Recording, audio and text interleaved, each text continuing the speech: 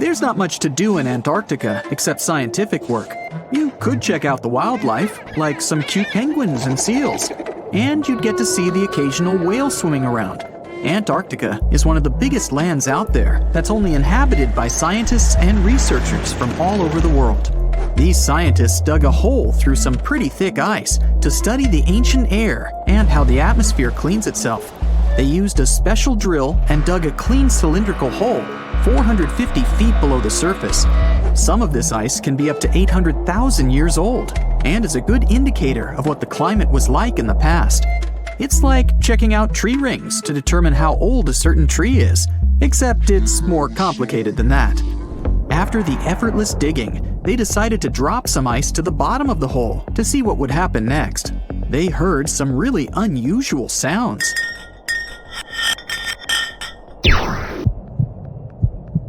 It felt like being on a spaceship traveling through a bunch of obstacles with many rocks smashing into each other. The pitches changed over the quick descent of the block of ice, ranging from high pitch and ending with a low heartbeat-like sound. The scientists were puzzled when they first heard this and dropped some more ice, only to find out that the same type of sounds were being produced, just in different variations. They couldn't tell what was down there and, more importantly, why these kinds of sounds were produced. Antarctica boasts quite a few volcanoes, many of which are under super thick sheets of ice. Scientists discovered 91 volcanoes and claimed there could be more, potentially making it the most extensive volcanic region in the world. While they were doing regular scientific research, they came across many unmistakable large cone-shaped figures underground. Some were as deep as 2 miles in the ice. Some of the peaks were over 3,000 feet tall and dozens of miles across. But on the surface, it's as plain as a sheet of paper. They may have dropped that block of ice inside an actual volcano that they were standing on, but it's unlikely. Even though the underground volcano presence was discovered by accident, there's a small chance they were actually standing on one where they had their workstation set up. It's more likely that they worked in an area where studying ancient climates is easier and less dangerous than other places. They collect ice samples and study them in a lab. It's like discovering a prehistoric insect embedded in amber millions of years ago when dinosaurs used to roam the land. But instead of little bugs, scientists study ancient dust, air bubbles, sea salts, volcanic ash, and anything else that may have come from the environment. They can practically tell how the climate was during that time. These ice samples might show that Antarctica's western ice sheet melted when the Earth's climate warmed up.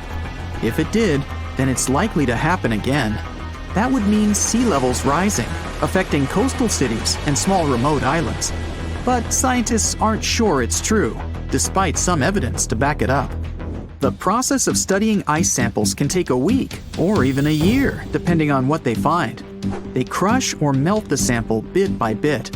And like those tree rings, the deeper the layer, the further we go back in time. In order to study ancient bubbles trapped in ice, researchers have to crush the samples under a vacuum hood to keep the air out while extracting the air and putting it in vials. There are various instruments and devices to study the ice samples, but because it's so sensitive to damage, each measurement must be in a clean room setting so that nothing gets compromised. The scientists have to wear proper bodysuits and many layers of gloves and constantly get ventilated. Even something as tiny and insignificant as a fingerprint can ruin a sample. They look for certain patterns to see changes in the atmosphere's composition and temperature. But dropping a few blocks of ice down a hole wouldn't be so bad. The reason why it made such a peculiar sound is the same reason why a moving car sounds different when it's honking than when it's stationary. The scientific word for it is the Doppler effect. It's an obvious change in the frequency of a wave with respect to an observer who is moving relative to the wave source. The effect doesn't mean the frequency of the sound changes, it just shifts. And this can be said about other types of waves, like water and light. But sound waves are the most popular ones when it comes to the Doppler effect. So, when the scientists dropped the ice block down the bottom of the hole, the sound waves traveled back up and bounced around the narrow tube where they drilled. That's why they got the pew pew sound. Let's not forget that this ice block traveled 450 feet beneath us. Oil ships dig holes in the oceanic crust that go thousands of feet beneath the Earth. The Kola Super Deep Borehole in Russia is the deepest hole ever made by humans. It goes more than 40,000 feet below the surface and took almost 20 years to reach 7.5 miles. Below it is only half the distance to the mantle. In terms of the whole Earth, this very deep hole is literally scratching the surface. This wasn't a hole to dig for oil, and wasn't in the ocean either. The drilling was stopped in 1992 when the engineers found out that the temperatures were 100 degrees Fahrenheit higher than they predicted. And then it was abandoned, and it's just been a barren hole now. But that's the closest we've dug to the center of the planet. The scary thing is that some of the workers on the site could hear voices coming from within. All the way in Yemen, an ancient hole exists in Barhout, in the east of the country in the middle of the desert. It's actually closer to Oman than to the capital Sana'a. This hole has puzzled experts and locals. Unlike the holes in Russia and Antarctica, this wasn't man-made. Or was it? It's been around for many years, and the locals try to steer away from it. They don't even like talking about it, since they claim it brings bad luck to those around it, or to whoever utters its name. They claim it was created as a prison for spirits, but many rule that out. The hole is 98 feet wide and somewhere between 330 to 650 feet deep. You can also hear strange sounds coming from the inside. But according to some scientists, the well has little to no ventilation and barely has any oxygen down there. So it's unlikely that anyone or anything lives down there. The Challenger Deep in the Mariana Trench caught some low-pitched grumble sounds in March of 2016. Some of these grumbles were followed by screeches. They caught these sounds in a span of weeks, using a titanium-encased microphone so that the immense pressure of the lowest point on Earth wouldn't crush it. They had to lower it slowly as well, since it's 1,000 times the atmospheric pressure at sea level. For 23 whole days, the microphone recorded typical sounds of whales passing by and boats sailing across from above, and even rumbles of nearby earthquakes, but they still couldn't determine what caused those initial sounds. The researchers couldn't understand if the noise from the bottom of the Mariana Trench was caused by humans or was natural. They also wanted to know if these sounds affected marine life, like dolphins and whales that rely on echolocation. They still can't figure it out, but scientists estimate that the ocean is about 10 times noisier than it was 50 years ago. With technological developments in shipping, submarines, and underwater construction, the ocean will only get louder with time. Northern lights come with sounds, which nobody talks about. They're usually audible when the auroras are at their most powerful presence. Scientists were always puzzled as to what caused the faint popping and crackling, even though they were very far above us. They used some special microphones and found out that the sounds came just 230 feet above us, which is pretty low. They're caused by electrical charges gaining power in a specific region of the auroras. The electrical charges are disturbed by magnetic storms that fire up the northern lights. As a result, some tiny sparks are released into the atmosphere, causing the faint crackling and popping noise. At the beginning of the 20th century, somewhere off the coast of West Africa, a German steamship was leaving the port. Suddenly, the weather got worse, and the vessel entered a thick fog. The sailors ran aground on a sandbank close to the shore. Luckily, no one was hurt, and they were even able to save their precious cargo. But the ship was stuck in the sand for good. And it was not alone there. Nearly the entire length of the western coast of Namibia is called Skeleton Coast. If the name sounds scary, that's because it is. This 976-mile-long beach line is among the most dangerous places on Earth. The local Bushman tribes believe that their supreme deity made this land when it was angry. The Portuguese were the first Europeans to set foot in Namibia in the 15th century. And yep, they didn't like Skeleton Coast either. Portuguese explorers thought this land presented the gates to the underworld. This is the place where the Namib Desert meets the Atlantic Ocean. It might be dangerous, but it's actually beautiful. Plus, it's a UNESCO World Heritage Site. If Skeleton Coast had a PR manager, they would quit on the first day on the job. The area is not exactly tourist-friendly because of its geography and history. Beneath the sand and the waves, there is a secret ocean currently lurking for unsuspecting sailors. It's called Benguela Current. It flows towards the north along the coast of southern Africa. This part of the Atlantic is rich in marine life, but the current's land neighbor isn't that happy with the deal. This arid climate created the Namib Desert, one of the driest regions on Earth. And that marine life I just mentioned? It's sharks.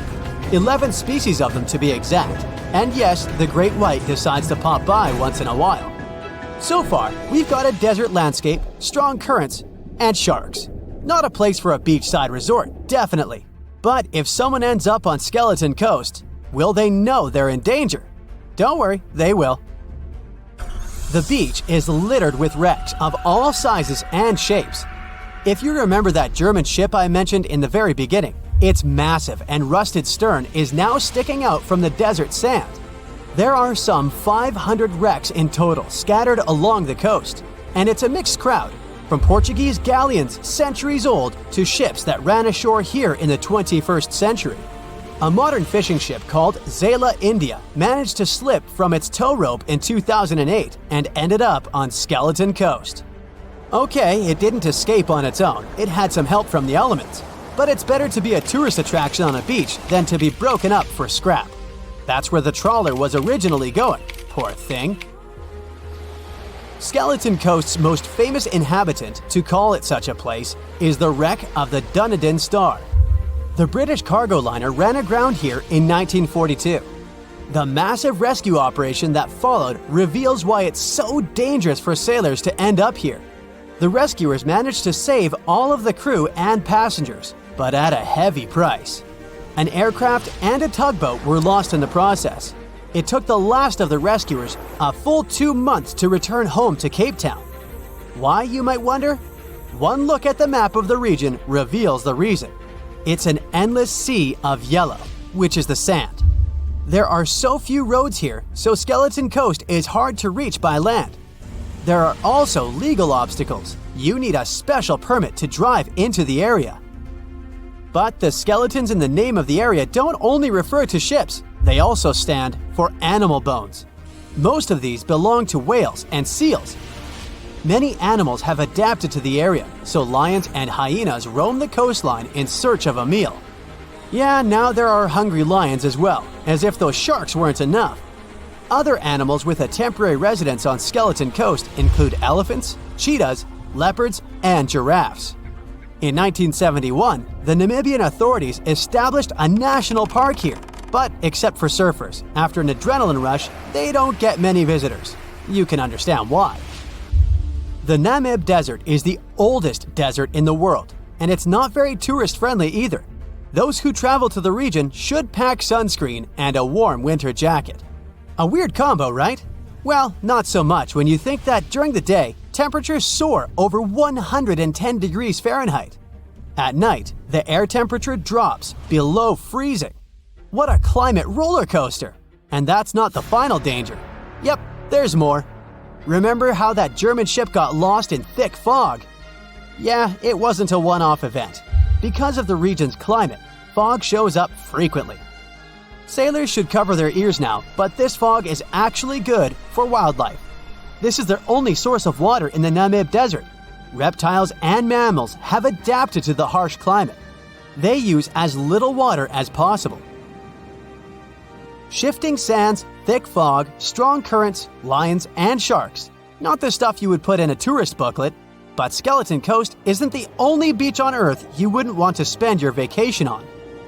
I will take you to Cape Tribulation in Australia. The area covers some 48 square miles in the northwestern part of the continent. And no, the area is not as dry as Skeleton Coast. It's part of the Daintree rainforest. You could say that here, it is the rainforest, not the desert that meets the ocean. The beach at Cape Tribulation is straight from a postcard. But looks can be deceiving. Australia? Probably sharks. No, crocodiles are out here to get you if you decide to go for a dip in the sea. There are saltwater crocodiles that the locals call salties. Well, that's a cute nickname for such a dangerous reptile. And it's not just them. The wildlife seems to have a beef with visitors. From October to June, the waters around Cape Tribulation are full of box jellyfish. Their venom affects the human cardiovascular system. When touched by a jellyfish out at sea, swimmers won't have enough time to reach land for help. Vinegar helps neutralize the sting, so you might want to keep a spare bottle in your luggage. Crocodiles and jellyfish sound dangerous, but there's one more animal you should look after. It's the wild boar. It might sound funny, but you won't laugh when you're being chased by one of these across the beach. 21 million wild boars live in Australia. They're mostly active at night, making it even more dangerous if they charge at you. The best defense is running in circles. Wild boars can't cut corners well. That's probably why we don't see many of them taking up careers as race drivers. Cape Tribulation has one last danger installed for you, and it's not an animal. Out here, even the trees are plotting against visitors. The stinging tree got its name for a reason. If you try to pick one of its beautiful red berries, it'll fight back. Its prickles are like tiny glass shards. The less than pleasant effect on your skin will last for a month. Then there is this wait a while bush. Who keeps naming them like this? This long vine has spikes that grab hold and just don't let go. They are so strong they can pull a human off a horse. You'll have to wait for someone to come by and save you from this thorny grabber. If you are about to cross this Australian beach from the vacation list, hold on for a second. Tourism is booming here. The local authorities have restricted access to all of the danger zones. Visitors go swimming in dreamy water holes that are surrounded by lush vegetation. There are even ropes to swing from. Now, that's a beach you can finally relax. Do you know that NASA explores not only stars, planets, galaxies, or black holes? Hard to believe, but yes. The agency also works on discoveries here on our home planet Earth. So what has NASA recently discovered? Is there life under the ice? While they were analyzing data recently, they discovered something unbelievable hiding under Antarctica's ice. And this discovery not only changes everything we know about the whole water system of the Earth, but it may also help with research about life in space. Humankind's existence might depend on understanding Antarctica and its secrets. So, the recent discoveries reveal vital information about our survival. But before we continue, let's see how much you know about this place, where it's only ice as far as your eyes can see. Antarctica is one of the world's 7 continents in the southern hemisphere. It's the 5th largest continent in terms of total area, and that means it's almost twice the size of Australia. Want to see real meteorites? Go to Antarctica. Due to its dry climate, Antarctica is one of the best places to observe space. But what's even greater is that you can find meteorites on the white surface of the continent.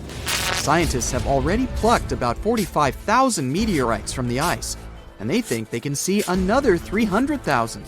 Since there aren't many terrestrial rocks there, it's easy for them to spot them, thanks to their dark color.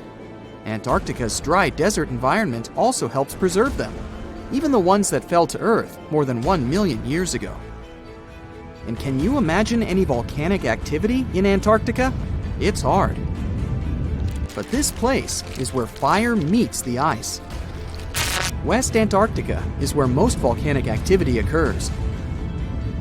Scientists recently found that 138 volcanoes exist in West Antarctica alone. Wow! You would think that Antarctica is always cold, but no. Its coastal regions can get as warm as 50 degrees Fahrenheit. But have you ever wondered what Antarctica would look like if there were no ice? It may seem unimaginable now, but it was not always covered by ice. That was 34 million years ago, though, so nobody could tell how the continent's surface would be without the ice. But NASA changed that. They generated computer simulations and created the most accurate map of it as of today. What they saw was incredible. The continent was not flat at all like it seemed. It's pretty bumpy with valleys, rolling plains, and high mountains. But this was nothing next to what they had discovered under Antarctica's ice. So, what is it? Drum roll, please. NASA found 2 new subglacial lakes. And what's even cooler about it is that they spotted these lakes from space. How is that? If your answer is high-tech satellites, then you're right. In 2003, NASA launched a satellite called IceSat. It measured ice sheet mass balance and cloud and aerosol heights. The satellite also helped create the ice-free map of Antarctica. In 2010, the European Space Agency launched the second satellite, Cryosat-2. It was for tracking the changes in the thickness of the ice. Then, in 2018, NASA launched the third one, IceSat-2, a follow-on to the IceSat spacecraft. It measured ice sheet elevation and sea ice thickness. It was NASA's most advanced Earth-observing laser instrument. It delivered the highest precision data. And when that was combined with the data from the other satellites, it was possible to spot these 2 new lakes near a pair of larger ones. But how is it possible that these lakes exist in the first place? The average thickness of most Antarctica ice is approximately 1.2 miles. However, it can get over 1.8 miles thick in some places, especially during the winter. So, you might think that there's nothing under there, but science says otherwise. It's not quite possible to see it with your bare eyes, but the continent's ice is slowly but constantly flowing in different directions under the force of its weight. But scientists could not figure out how water moved for many years. That started to change in 2007, when data gathered from the IceSat provided insight into what hides beneath the surface.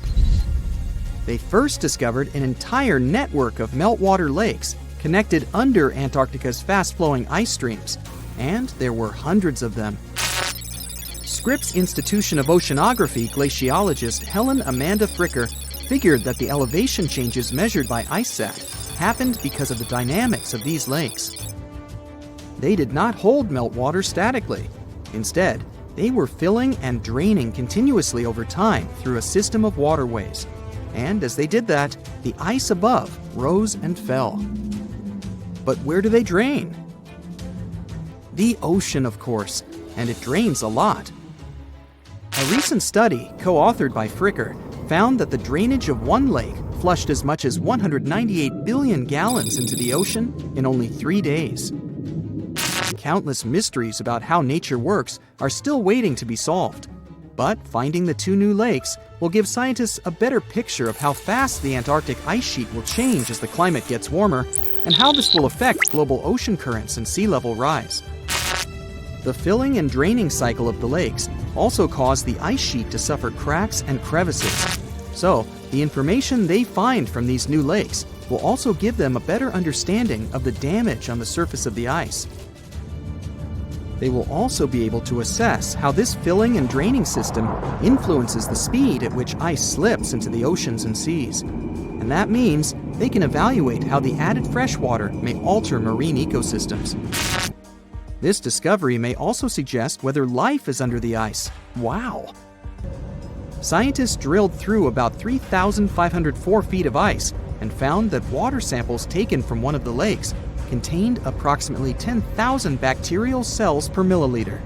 Such a high number of bacterial life is a good sign, because that means the icy waters might also support higher life forms, such as microanimals, and one of these new lakes might even be their home.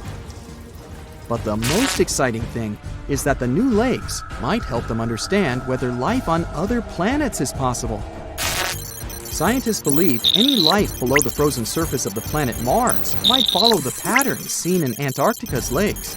So, there is a possibility that they might find critical new information on the type of life that may have existed on the red planet. You wouldn't want to be there during the winter, though. The lowest temperature on Earth you can experience is negative 128 degrees Fahrenheit. In 2010, there was an even lower temperature of negative 135 degrees Fahrenheit. And you may feel this cold much worse due to the strong and dry winds.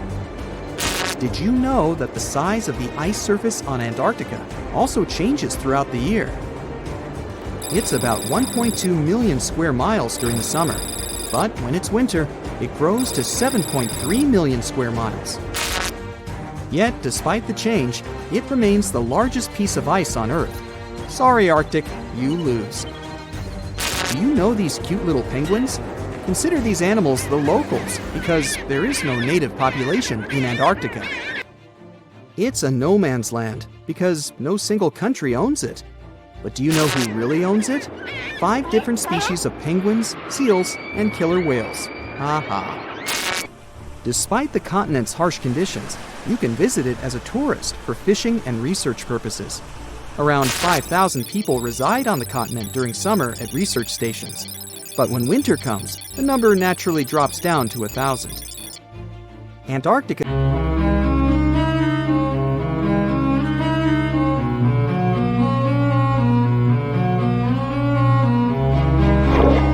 Question for you. Do you think Atlantis could be real? It remains as one of history's greatest mysteries. The legend began with Plato, all the way back in ancient Greece. The tale of a civilization that formed and prospered before our own. Atlantis was supposedly a highly technological society, much like the Mayans. But, as the legend says, due to the people's greed, they were punished by a flood that destroyed and submerged their cities. Different theories try to guess Atlantis' location. Some say it was in the Mediterranean Sea. Some say it's beneath the Bermuda Triangle. But, as science has shown us, Atlantis may be only an allegory for humankind. Today, you'll discover several amazing underwater cities that you have never heard of. They existed indeed and are not just a myth. We're taking you on an excursion to the underwater city of Baia, which is on the coast of Italy. Known as the Las Vegas of the Roman Empire, Baia was a resort city. The Roman elite traveled there for recreation. Imagine an open-air spa. That was Baia. You can visit the submerged town by scuba diving and get close to that perfectly preserved, magnificent Roman sculpture, a true underwater wonder. You can spot the crumbled temples and buildings through glass-bottom boats. This is a moss-covered museum in Claudio's Nymphaeum. To your left, you can see a collection of classical Greek statues. Swimming down the Via Herculeana, you'll arrive at Villa Aprotio. Villas are Italian-style houses, and here you can admire their original marble floors. Notice the black and white patterns and the astounding shapes they make. Next, you'll arrive at Portus Julius. Can you see the collapsing wall structures at the bottom of the seafloor? You'll see well-preserved columns and limestone floors. Behold the ruins of the thermal baths of Lacus. The remaining multicolored mosaics are something great to see. You'll see their orange, blue, and green tiles if you get close enough. At Pisoni's Villa Pila, you'll see 25 preserved Roman pillars. Notice the arches, the frescoes nearby, and the magnitude of this well-kept treasure. The city was located over natural volcanic vents, so there were hot springs to be used at will. People went there looking to have an excellent time. And when I say people, I mean some of the great Roman emperors we learn about in school: Nero, Cicero, Caesar. But around the 8th century, the city was sacked and the luxurious town was abandoned. Slowly, the water level rose and the city started to drown. You are on a summer vacation off the coast of Greece, 4 hours outside of Athens in the Peloponnese Peninsula on Pavlo Petri. You dust off your snorkel and head for a free dive on a bright sunny day. Sometime into the dive, you start noticing patterns on the seabed. 13 feet below the surface, the outline of familiar objects starts to appear, one by one. As you continue swimming, what looks like the outline of an entire city emerges before your eyes. You wonder, how could water have taken the whole city? Rocks are perfectly aligned into what appears to be the foundation of a building. Nicholas Fleming, a British oceanographer on vacation in Greece, was the person that discovered Pavlo Petri. He was documenting the seafloor artifacts. The team found the site filled with pots, storage vessels, and tools. A quern stone, for instance, is a tool used for grinding grains and turning them into flour. Multiple amphoras, which were found then, indicate that this settlement dated back to the Bronze Age, 5,500 years ago when people started living in towns. The settlement is believed to have lasted for over 2,400 years. Pablo Petrie is considered today the oldest submerged town yet found, and it's impressive that it wasn't a simple village. It was a vibrant port city with stone-built buildings, a marketplace, streets, and even squares. Let's continue our exploration and find secrets in other underwater cities. You are diving off the coast of the Ryukyu Islands. Pacific waters are far from smooth. There's a strong current pulling you into the deep sea.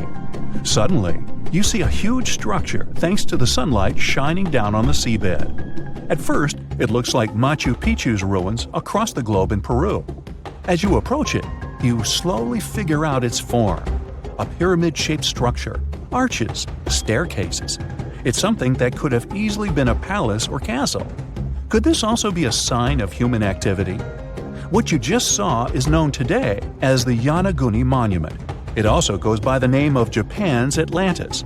The entire monument is about the size of 5 football fields and the height of a 5-story building. Its most surprising feature is its expansive terraces that host large crowd gatherings. Explorers and scientists believe that Yonaguni dates back to 10,000 years ago. But whether it is a man-made structure or a natural formation is still under debate. For Japan's top marine geologist, Professor Masaki Kimura, Yonaguni is the heritage of a lost civilization. Kimura has dived into exploring the ruins over 100 times over the past 10 years. According to him, there are clear signs of human activity down there. The Triangle Pool, located on the monument's surface, is a triangle-shaped concave that is a historical symbol of water fountains in the region. There is also a giant turtle carved on the eastern side of the structure.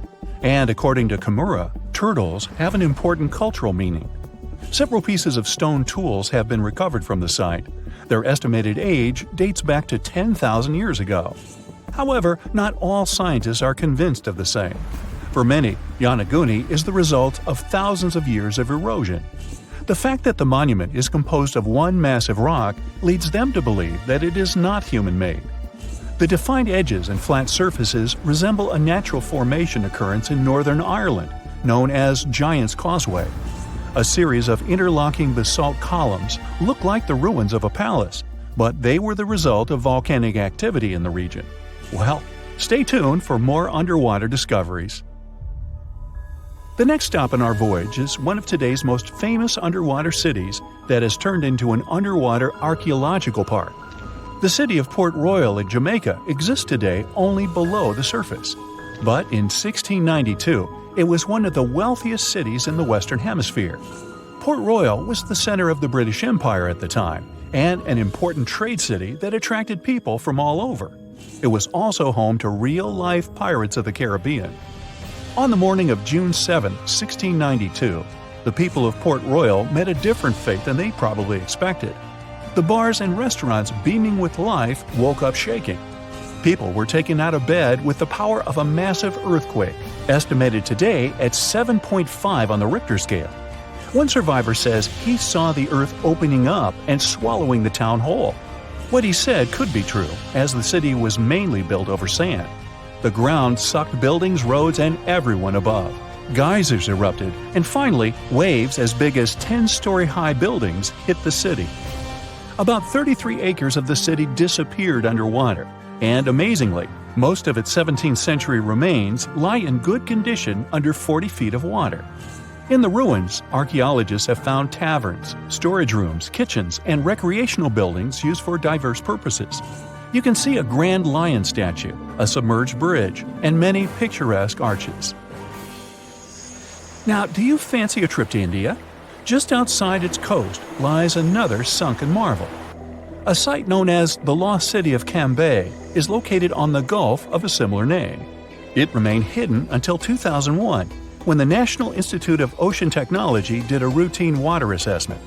With sonar technology, which sends a wave of sound to the bottom of the sea, they found something far beneath the surface. Images showed well-defined geometric shapes spread along a 5-mile stretch. The remains found dated to more than 9,500 years ago, meaning that this civilization was lost at around the end of the Ice Age. Debris recovered from the site included construction material, pottery, beads, sculptures, and even bones. Scientists argue whether these artifacts are indeed from the site, but if they truly are, then the lost city of Cambay would be the oldest civilization in the world. We've all dreamed of visiting the Arctic and witnessing the natural wonders of polar bears frolicking on ice floes or the aurora borealis dancing across the sky. Well, sorry to break it to you, but you won't find any tourists flocking to Antarctica anytime soon. Why, you may ask? Let's dive into it. First off, where is Antarctica? It's located in the southern hemisphere, specifically at the South Pole. The Southern Ocean surrounds it, and most of the continent is covered by ice, making it one of the most remote and frigid places on Earth. Now, have you ever met someone who's visited Antarctica? Probably not. It's one of the least visited places on the planet, and only a handful of lucky explorers have seen its interior, which is mostly made up of glaciers and ice fields. But trust me when I say the wildlife and scenery are out of this world. Why shouldn't you travel to Antarctica? Well, for starters, the environment is incredibly fragile and can be easily damaged. Plus, there are no native human populations on the continent, so your travels would essentially be like visiting an uninhabited island. And let's not forget that it's also one of the most expensive destinations to travel to. Despite all that, Antarctica is not exactly guarded like a fortress, but there is an international agreement called the Antarctic Treaty. This treaty was negotiated to prevent any unwanted activity on the continent and bans some forms of testing done there by member states. But the primary reason we can't just waltz into Antarctica is that it has a delicate ecosystem that needs protection. The treaty states that Antarctica should be used for peaceful purposes only and should be free from any human activity that could harm the environment. Scientists are still learning about the continent's unique ecosystem, and our activity and machines could disrupt the delicate balance that exists there. If you're still itching to go to Antarctica, getting permission isn't exactly a walk in the park. U.S. citizens, for example, need to complete a special form and send it to the Office of Ocean and Polar Affairs.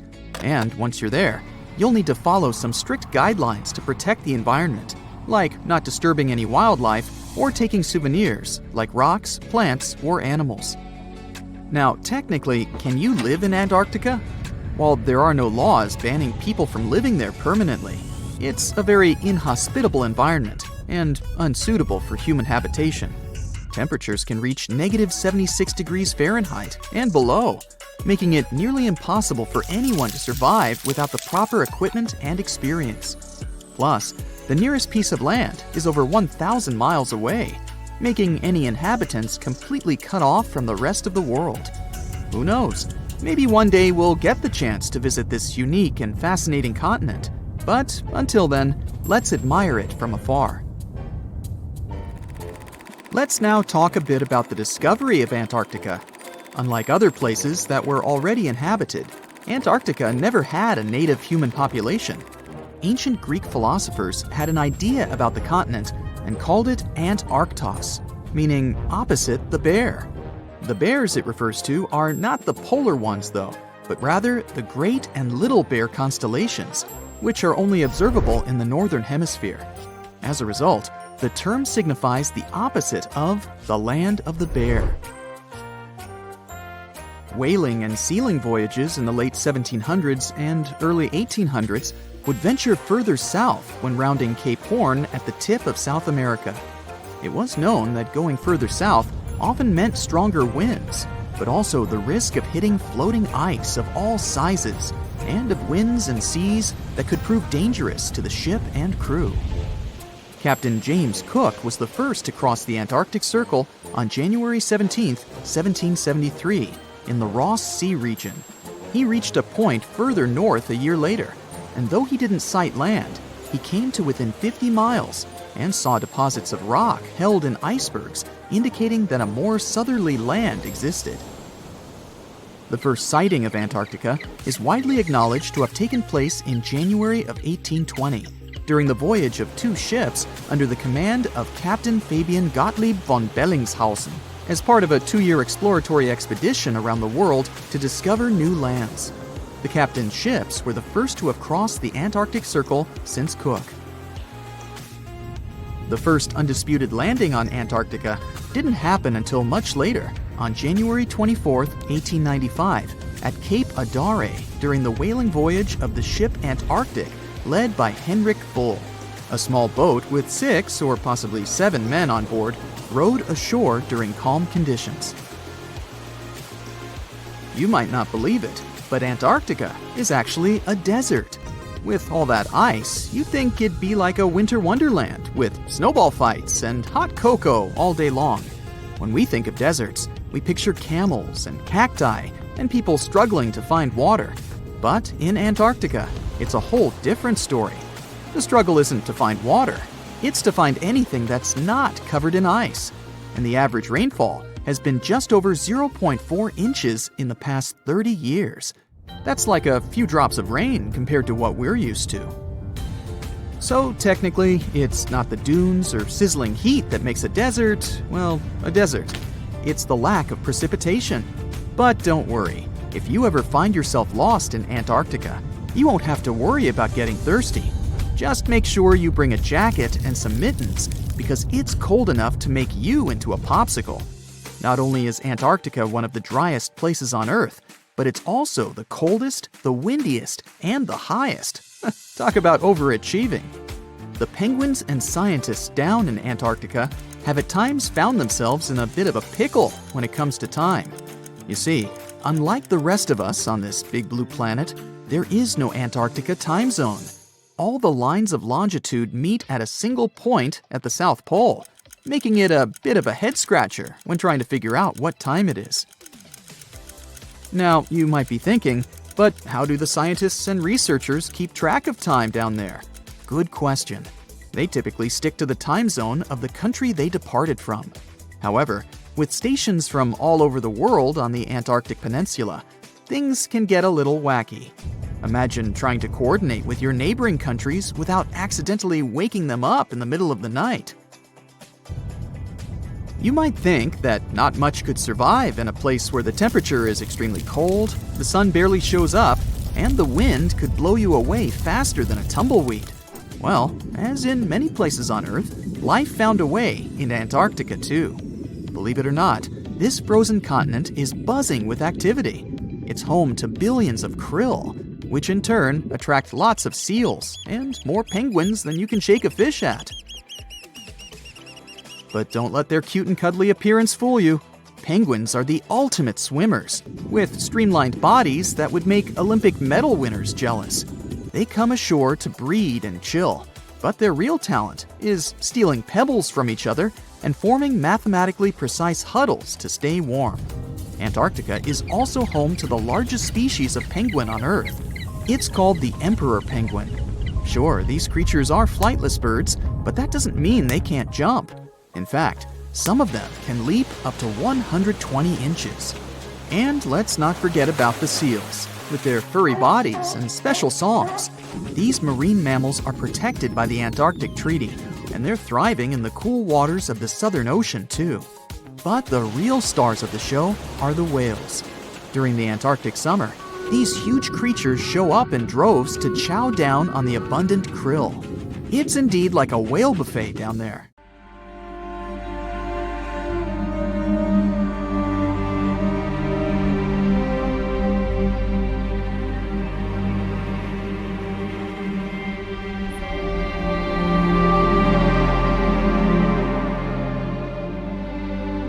It's winter, 1980. We're in the small town of Lyngby. 19-year-old Jean Hilliard is driving home after meeting with a friend. She takes a shortcut and turns into an icy, slippery road. In the dark, she loses control of the rear-wheel drive car. The vehicle crashes into a ditch. Emergency lights, snowfall, night, and a hard frost. Jean gets out of the vehicle. She's wearing only a light winter coat, mittens, and cowboy boots. The air temperature is much lower than in a freezer. Jean is sure that her friend lives nearby, so she goes that way. She climbs a high hill and realizes she's taken the wrong route. It seems she's gotten lost. The girl wanders a couple more miles and notices her other friend's house in the distance. Freezing, she walks there. Then everything turns black. Jean loses consciousness.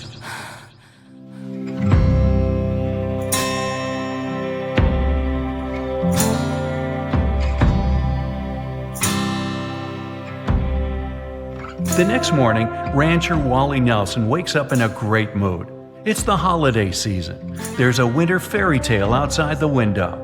He leaves his house and notices the body of Jean Hilliard lying just a few feet from his porch. Wally approaches the girl, shakes her, and is horrified. Her body is stiff and cold like frozen wood. Her eyes are open and don't move. Her hair is frozen. She just doesn't look alive. But Wally sees that she's still breathing. Jean has managed to survive. Wally wants to put her in his car to bring her to the doctor, but the girl's body doesn't bend and can't fit into the auto. It feels like a statue. He takes a bigger car and rushes to the hospital as fast as possible. The doctors take Jean, but they don't think she has any chance to make it. Her hand is so hard and frozen that no needle can penetrate it. A low temperature, glassy eyes, and muscles as hard as stone are all the results of emergency mode.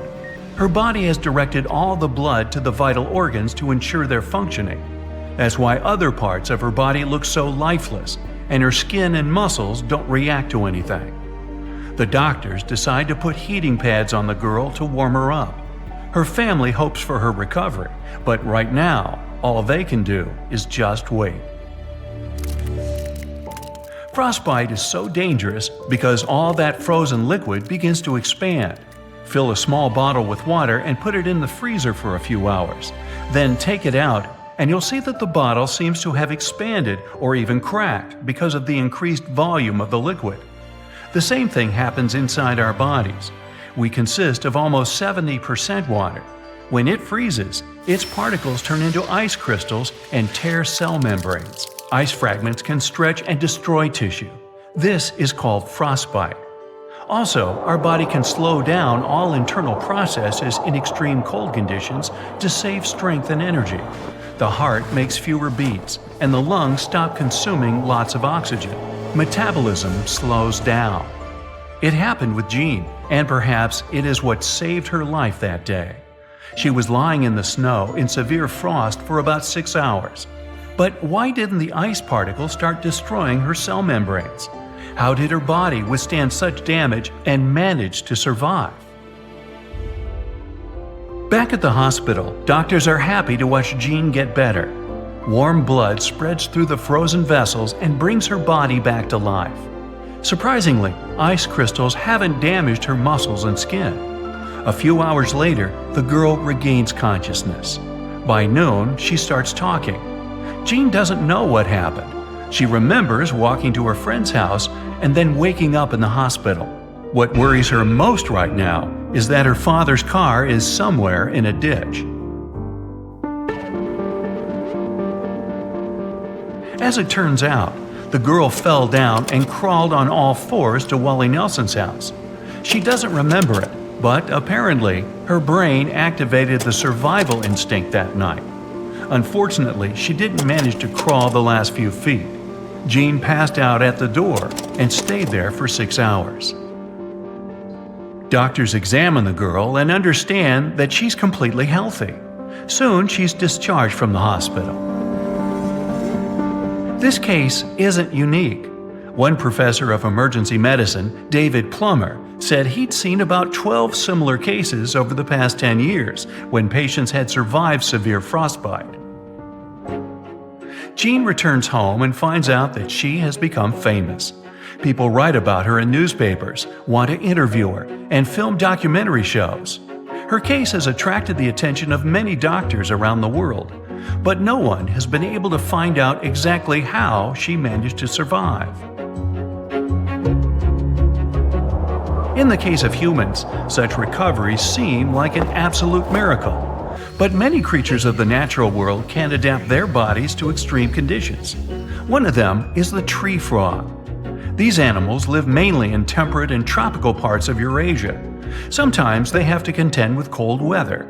Their body injects glucose into the bloodstream when they feel they're freezing, and the content of their cells turns into syrup. Sugar lowers the freezing point of water. So, tree frogs have adapted to such conditions. The water outside their cells can freeze.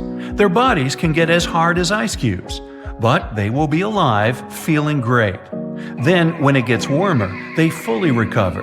The blood fills their body and puts all their muscles in motion. But one of the most amazing animals that can withstand freezing temperatures is the ghoulish icefish. It's transparent and somewhat like a jellyfish. It swims in the dark, cold Antarctic waters.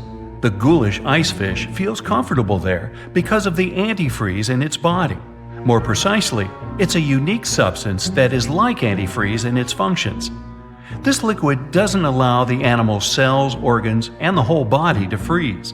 There are no red blood cells in the fish's blood that transport oxygen throughout its body. This is the only vertebrate with such a superpower.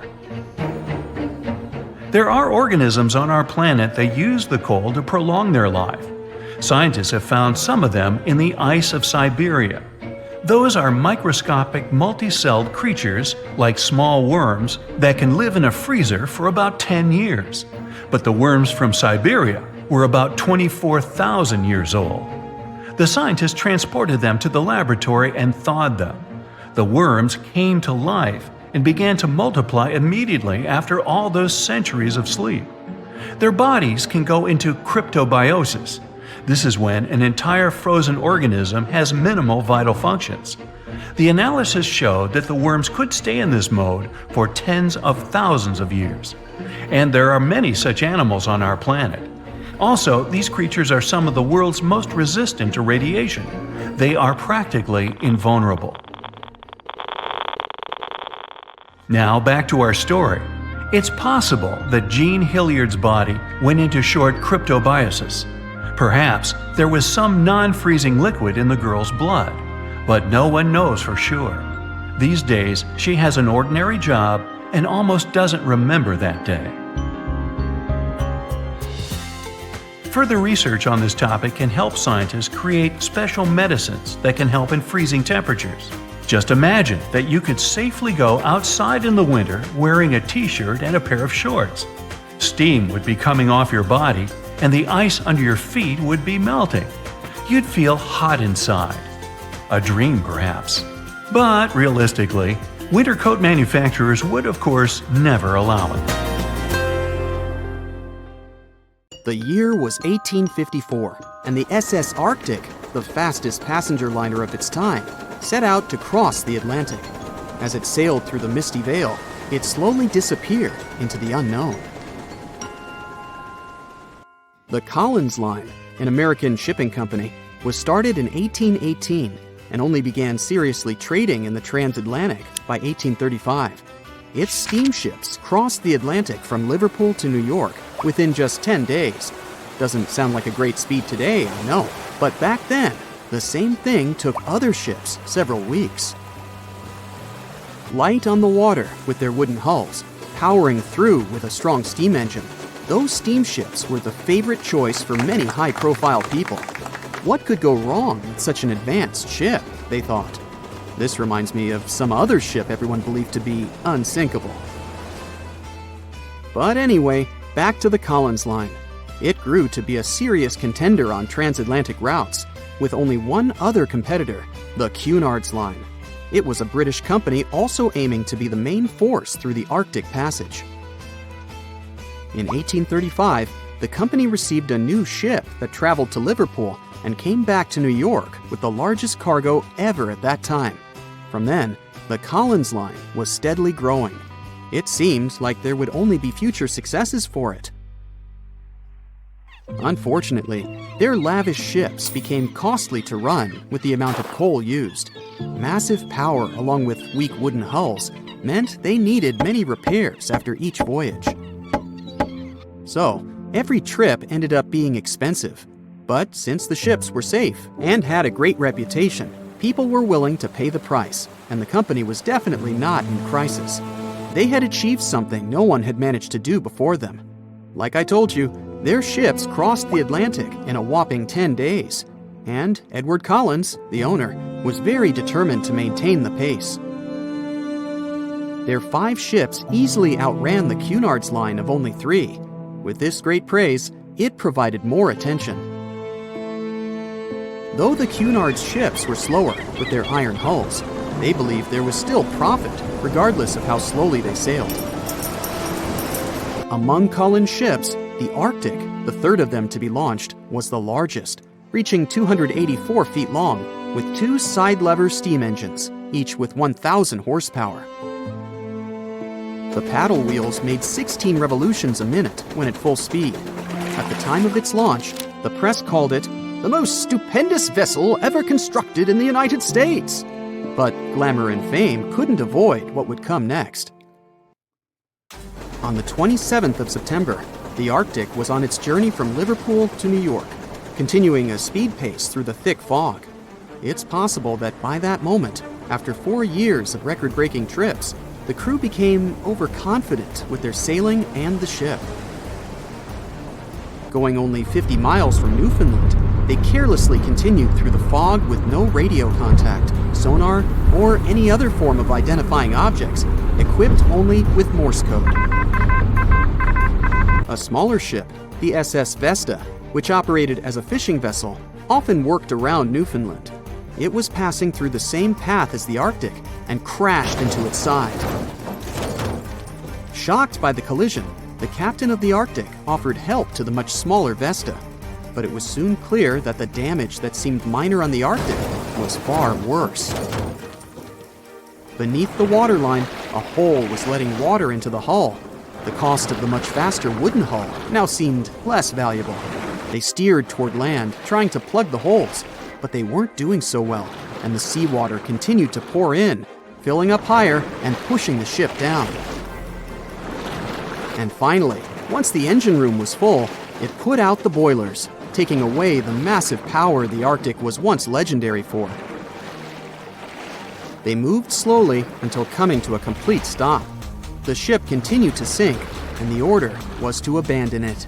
At the time, maritime law allowed for the Arctic to carry only 6 lifeboats, only capable of saving 180 people. The crew and some of the passengers managed to push their way aboard and took most of the seats on those boats. Things were pretty wild, and everyone forgot about their manners, not letting the ladies and the youngest ones board first. It took 4 hours for the Arctic to sink. 150 crew and 250 passengers were on board. Those that weren't able to find a lifeboat made a desperate attempt to build their own rafts from parts of the ship. 2 days later, only 3 boats made it safely to the shore. The other 3 were never found. Believe it or not, the rescue party also saved some people that had been clinging to the wreckage for 2 days. Unlike the crew, the captain went down with the Arctic, but amazingly survived. He would be only one of 85 people that made it out of the 400 on board. When the news arrived 2 weeks later, the public responded with great sadness to the losses. Great anger soon followed towards the poor safety measures in the crew. The press published demands to change the laws for more lifeboats. It only made sense to have enough for every person on board a ship. But they ignored those requests. This neglect would lead to more disasters in the future. Enough lifeboats would only come into maritime law some 60 years later, after the disaster of the Titanic. Edward Collins' wife and 2 children were also aboard the ship and didn't return. He was heartbroken, but didn't stop running his business. The Collins line still had a reputation to uphold, the biggest, fastest, and most luxurious on the Atlantic. Edward Collins would now build an even better ship than any other. It was named the Adriatic, and it was the largest ship in the world, 354 feet long. With 2 alternating steam engines that had never been built of this size. These steam engines at the time were at the height of engineering, though today you can only see them in models and toys. With the new addition of 2 masts, the Adriatic would also be able to sail if needed. Luckily, they made some lessons from the disaster of the Arctic. But before their new ship, the Adriatic, was built, another disaster had occurred. The sister ship of the Arctic had also sunk. They believed this second ship was desperate to stay in front of the Cunard's line and hit an iceberg somewhere during the race. This weird contest took the lives of 141 people. The desperation of Collins and his weakly built hulls pushed the company towards bankruptcy in 1858. The newly built Adriatic, costing over $1 million, had only made one voyage in the end. And even that voyage was considered a disaster. The ship collided with a tugboat. It still managed to finish its maiden voyage at a suitable time. After the company had gone bankrupt, they had to sell the ship for only $50,000. They removed the great giant engines, replacing them with only sails. Although it was once the greatest ship on the high seas, it was only 30 years later until it was abandoned, labeled irreparable, and anchored in a river. The other remaining ships were also sold and only used for parts. Edward Collins left the industry altogether, seeking work on dry land instead. As the Collins line was no longer in the mix, the Cunards would grow in strength. Without competition, they would win the Blue Riband for the next 30 years, and 180 years later, after producing hundreds of ships. They still have a constant presence on the seas as they provide transatlantic crossings, world voyages, and leisure cruises. To this day, the Cunard Line is the only one to run ships between Europe and America, and it's great proof that it's not always the fastest that's the best. The Megalodon was the biggest shark to ever live. Not only that, it's one of the biggest fish and the largest predator in Earth's history. They've been known to reach lengths of up to a whopping 70 feet. That's over 3 times longer than the biggest great white shark on record. The females have also been found to be around twice the size of the males. The Megalodon could swallow a small car without it even touching its teeth, if cars had been around then. Its teeth could grow to over 7 inches long. It looks like we're going to need a bigger boat, and best make it steel-plated, as this shark can easily gnaw its way through ships. The underwater terror could bite a ship clean in half, with the highest bite force ever calculated for any animal, living or extinct. The force of its ferocious bite was up to 40,000 pounds. That's around 108,000 times the strength of a human's and 10 times the force of a modern crocodile's bite. Its chomp is so strong that it makes the T-Rex's bite look about as powerful as my granny's after she's taken her dentures out. In fact, the Meg was so big and powerful that it had no natural predators. It was the uncrowned king of the seas, swimming freely from ocean to ocean. This cosmopolitan creature was found all over the world, from America to Europe and Australia to Japan, assuming there were countries back then. Meg fossils have been found on every continent except Antarctica. Everybody skips Antarctica. Science tells us that the Megalodon went extinct over 3.6 million years ago. But could they still be alive at the deepest depths of the ocean? Only around 80% of the ocean has been explored, and its deepest point, the Mariana Trench, is over 7 miles down. So who knows what's lurking at the bottom? If you did manage to make it down, it is unlikely that you'll run into a Meg, though. The sharks, like us, preferred warmer coastal waters. Deep ocean living would be too cold for the beasts, and food would be scarce. Their entire bodies would also have to evolve to avoid being squished by the enormous water pressure down there. It's unlikely they're still around, but not impossible. Some good news, if you do run into one, is that the shark is pretty unlikely to eat you. You are way too small a meal for the Megalodon, even if you have a couple of friends with you. This guy eats whales that are over 50 feet long. If you're having a beach party, though, it's a different story. In a beach full of swimmers, the shark very well might creep up, scooping several humans into its giant mouth without even chewing. But wait, let's rewind. How does the shark take down a 50-foot whale? It first bites off its fins, making the whale unable to swim away. It then casually munches it down piece by piece. Because of their size, sharks had to consume over a ton of food every single day just to sustain themselves, like me. All that food made the Megalodon extremely heavy. They range from anywhere between 50 to over 100 tons. For context, that's around the same as 7 to 16 adult male African elephants. To fit all this food in, their jaws had to open pretty wide. A megalodon's jaw could span 9 by 11 feet wide. That's easily big enough to swallow 2 adult humans side by side. The fearsome name megalodon comes from 2 Greek words, mega meaning big and odont meaning tooth. So combined, they mean what? Big tooth.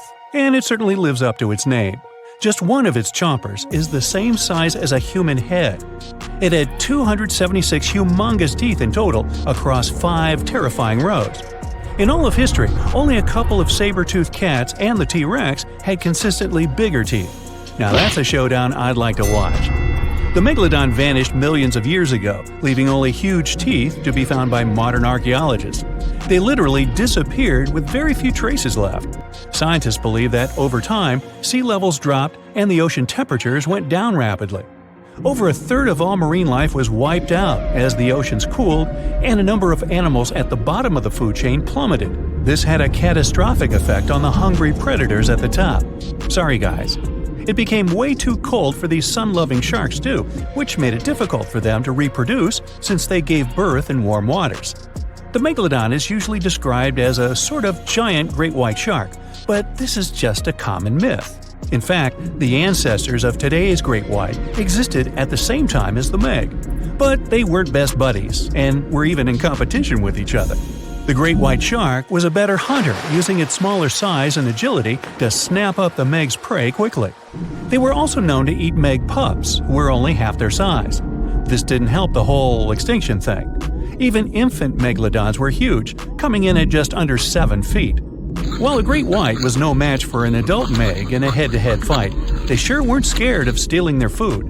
This only left the bigger fish and whales for the meg, but its food supplies began to run out as the whales swam to the cooler new seas.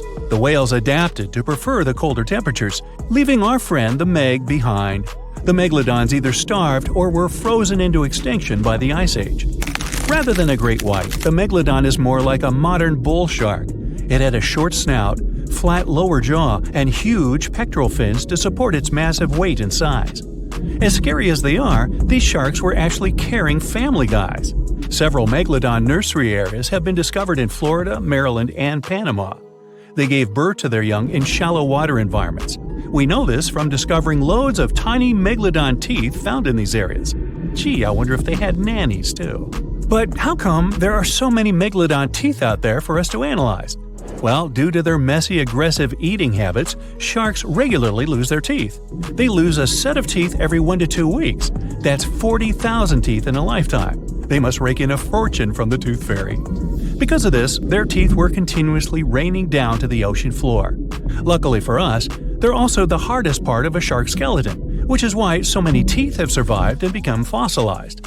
It's fair to say that the first discoveries of the meg's teeth confused people. Early discoverers thought the meg's teeth were petrified tongues of ancient serpent creatures. They even used to call them tongue stones. It's also a common myth that the megalodon was around at the same time as the dinosaurs, although this would have been pretty cool. The dinosaurs were wiped out around 66 million years ago, but the megalodons came much later. The oldest meg fossil is only around 23 million years old, but it's tricky to pinpoint the exact date. After all, calendars weren't invented yet. They became extinct way before humans even evolved. The earliest Homo sapiens, which is a fancy name for the first humans, emerged about 2.5 million years ago. But what if the megalodon shark didn't go extinct? Whale populations have dropped drastically since these guys were last around, so there'd be way fewer whales for them to chomp down on. Whales have also gotten a lot smarter and learned new defensive moves, making them way harder to take down. It's estimated that they ate around 12 tons of food each day. If they were still around and eating that much, they'd be forced to eat smaller fish, and there'd be barely enough big fish for us humans to survive on. The naughty megalodons would also be able to track fishing boats and steal the fish that they worked hard to collect. It's safe to say we'd see a lot less fish in the aisles of your neighborhood supermarket. As our ocean temperatures are heating up again, the sharks would also thrive and reproduce faster than ever. There'd be more and more of these giant eating machines in the water, reducing our fish supply even more. It would also cause massive problems for cargo ships and cruising vessels. Imagine coming into contact with one of these bad boys while you're sunbathing on the deck. Even beachgoers would be hard hit. Megalodons give birth in shallow waters, so many of our favorite beaches would quickly become dangerous shark nursing grounds. Hey, where did that beach volleyball game go? They were playing just a moment ago. It has recently become a popular location for many tourists looking for the perfect place to get away from it all. If you're lucky enough to catch a sunny day here, it's like no other, I can assure you. Chances are, you'll end up having loads of foggy days, but let's be honest, they have a special allure of their own. This enchanting smile-shaped island is called Sable Island. It's located 190 miles from mainland Nova Scotia. It wasn't accessible to the general public until 2013. That's when it was added to the list of National Parks of Canada. You can get here either by plane or by water. But what's so enchanting about this place anyway? There must be something since the yearly tourist count is growing every year. Firstly, there's a spectacular number of wild horses here. There are between 200 and 500 horses roaming free all over the island. There's also a large population of gray seals.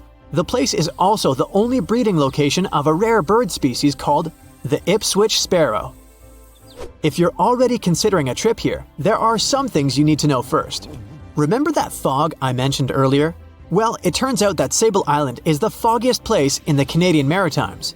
I'm talking about approximately 127 foggy days each year. During such days, Sable Island literally disappears underneath a thick layer of fog. You won't be able to explore the place on your own either. The local regulations state that visitors need to travel within a group, and they also need to keep a 197-foot distance from the wildlife they can encounter here.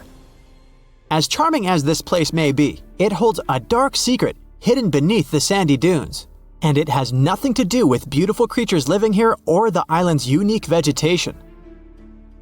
Apart from being known from its horses and seals, Sable Island is infamous for an overwhelming number of shipwrecks. Over the years, about 350 ships have ended their lives here, on these sandbars. When survivors described their experiences, they usually mentioned harsh weather conditions near this mysterious island.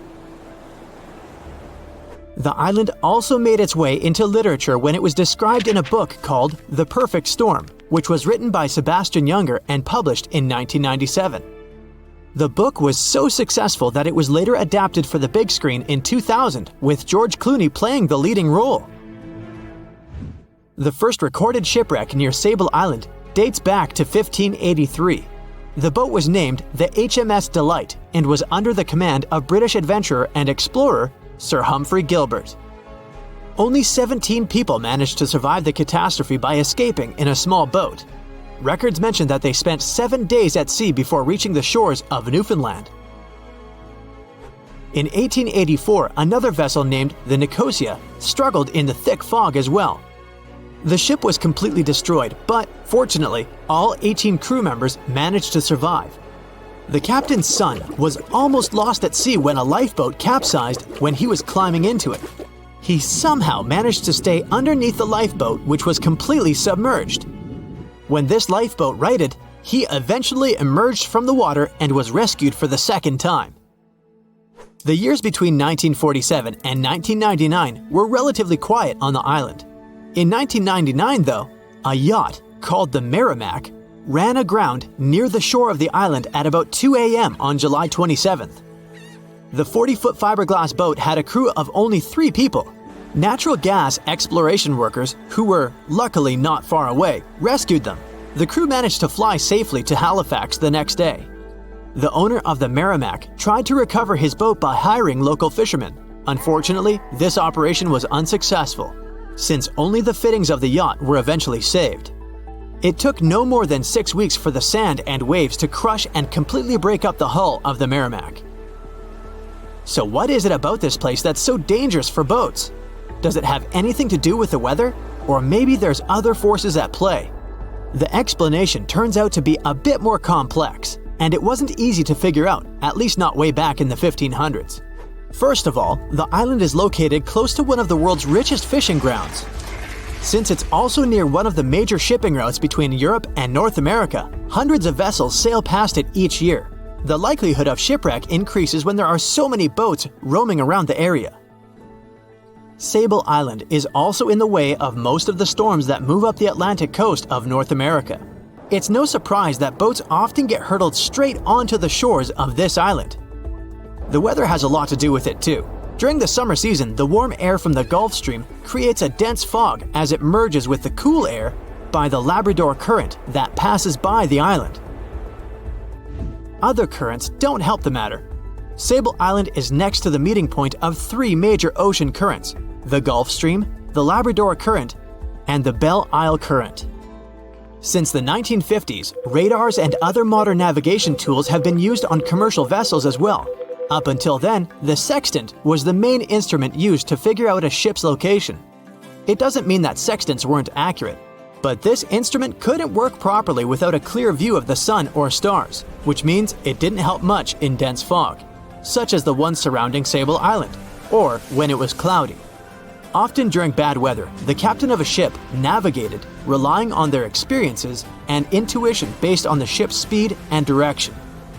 That's why most of the survivors in shipwrecks near Sable Island said that the captain had simply miscalculated the ship's position, crashing into Sable Island by accident.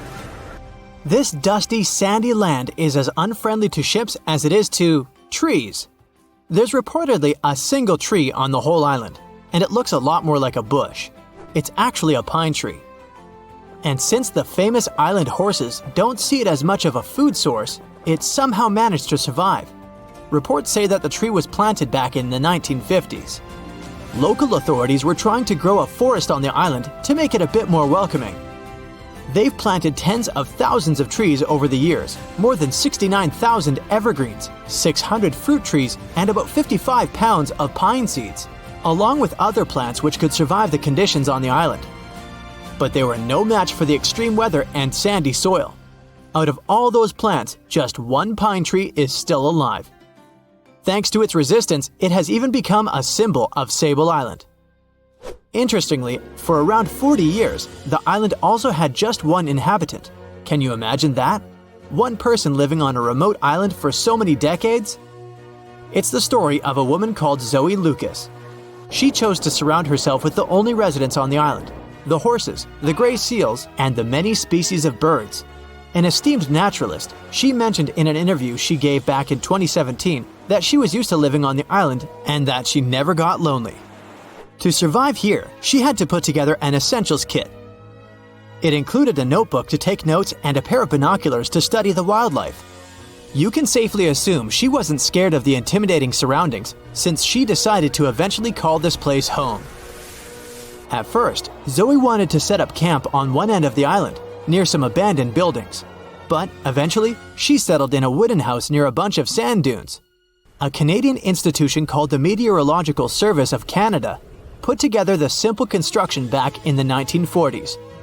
Parks Canada operates the building these days. Zoe's work included gathering as much data on the local horse population as possible. It could help scientists better understand how they managed to adapt to the unfriendly environment. She also helped gather the debris that made it to the shore to help track pollution levels. Among all the rubbish that she collected, there was a refrigerator and a crate full of fresh peppers.